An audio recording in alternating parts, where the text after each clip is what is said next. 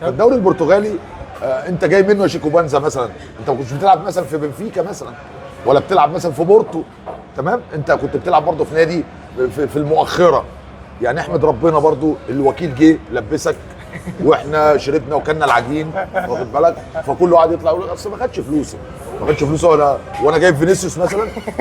يعني هو انت فينيسيوس مثلا وانا ما اديتكش فلوس؟ ده انت برضه على الله وبتجري غلط يعني. مشي الدنيا. بقول لك ايه، الوكلاء خبطوا نادي الزمالك في 5-6. يعني واحد زي مثلا اللي هو الفلسطيني ده اسمه ايه؟ عدي. لا مش عدي، الواد التاني ادم ده. كايد. ادم، والتاني ده اللي اسمه اللي بينط زي الاراجوز ده. عبد الحميد معالي. معالي الوزير. معالي الوزير بيجري غلط، واخد بالك؟ ويقول لك وخلي بالك عبد الحميد معالي وعبد الحميد مش عارف ايه عبد الحميد. يا جدعان في عرض دين النبي، هو نادي الزمالك ده حقل تجارب؟